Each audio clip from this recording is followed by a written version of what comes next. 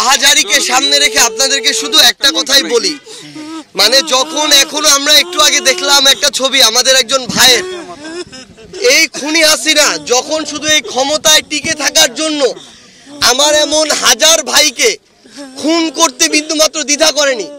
আমার এমন অনেক ভাই রয়েছে যাদের লাশ এখন পর্যন্ত খুনি হাসিনা হত্যার পরে কোথায় নিয়ে গিয়েছে এটা খুঁজে পাওয়া যায়নি। যেই ঘটনা আমরা ওই সাপড়াতে দেখেছিলাম যে শত শত লাশ খুনি হাসিনা ফেলেছে, কিন্তু লাশগুলো পাওয়া যায়নি। আজকে আমার মা তার সন্তানের লাশের জন্য শেষবার একবার দেখার জন্য এখন সেই আহাজারি করছে। এই মাকে আমরা সে আমাদের জায়গা থেকে বাইতুল মোকাররমের সামনে সেদিন দেখেছি, প্রত্যেকটা জায়গায় এই মা এভাবে আহাজারি করে ছুটে বেরিয়েছেন।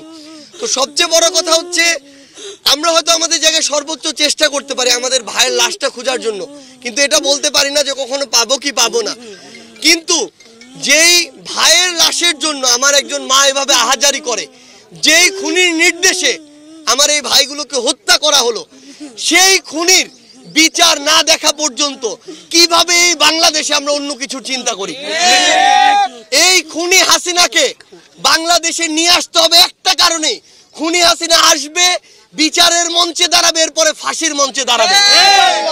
আমরা যেন যারা এই জুলাই অভ্যুত্থানে রাজপথে ছিলাম, আমাদের যে ভাইরা জীবন দিয়েছে, আমাদের যে মায়েদের চোখ দিয়ে এখনো এই কান্না আসছে, এই চোখের পানি পড়ছে, আমরা যেন মরার আগে অন্তত ওই খুনি হাসিনার বিচারটা দেখে মরতে পারি।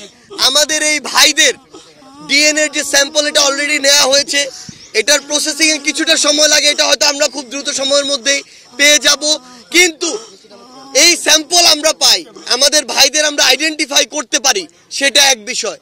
কিন্তু যে খুনি হাসিনা তার দোসর ছাত্রলীগ, যুবলীগ, আওয়ামী লীগের ক্যাডারদেরকে ব্যবহার করে আইন শৃঙ্খলা রক্ষাকারী বাহিনীর তথাকথিত যে সদস্যদেরকে ব্যবহার করে এই নৃশংসতা ঘটিয়েছে, এই হত্যাগুলো ঘটিয়েছে, সেই খুনি হাসিনা এবং তাদের বিচার না হওয়া পর্যন্ত বাংলাদেশের কোনো মানুষ, কোনো রাজনৈতিক দল যেন অন্য কোনো বিষয় নিয়ে বাংলাদেশে কথা না বলে। আগে খুনি হাসিনার বিচার হতে হবে, আগে খুনগুলোর এই হত্যাগুলোর বিচার হতে হবে, তারপরে বাংলাদেশ অন্য কোনো কিছু চিন্তা করবে। আমরা এই সরকারকে আমাদের জায়গা থেকে অনেকবার বলেছি, এই সরকারের দুইটা বিভাগের কাজ শুধু কাজের জন্য কাজ না, এটা তাদের রক্তের উপরে দাঁড়িয়ে যে দায়বদ্ধতা নিয়েছে, এই দায়বদ্ধতার জন্য কাজ। আইন বিভাগ, বিচার বিভাগ, এখানে স্বরাষ্ট্র মন্ত্রণালয়, স্বরাষ্ট্র উপদেষ্টা এবং এখানে আইন ও বিচার বিভাগের মন্ত্রণালয়, এখানে যিনি উপদেষ্টা রয়েছেন, এই দুইজন উপদেষ্টা তারা যদি এই খুনি হাসিনার দৃশ্যমান বিচার এই অন্তর্বর্তীকালীন সরকারের সময়ে করে না যেতে পারেন, তাহলে এই সরকারের সবচেয়ে বড় দায়বদ্ধতা এবং সবচেয়ে বড় লেজিটিমেসি তারা হারাবেন এবং সারা জীবন এটা তাদেরকে এই দায় বহন করে যেতে হবে। কিন্তু আমরা স্পষ্ট করে একটা কথা বলি, দায় বহন করে যাওয়ার মধ্যে সব শেষ না। এই বিচার এই অন্তর্বর্তীকালীন সরকারের সময় করতে হবে এবং যে সময়টুকু এই সরকারের আছে, নির্বাচনের আগেই খুনি হাসিনাকে বাংলাদেশে নিয়ে এসে ফাঁসির মঞ্চে নিতে হবে। যতদিন না আমরা খুনি হাসিনাকে ওই ফাঁসির মঞ্চে না দেখছি, এই বাংলাদেশে কেউ যেন ভুল ক্রমেও ওই নির্বাচনের কথা না বলে।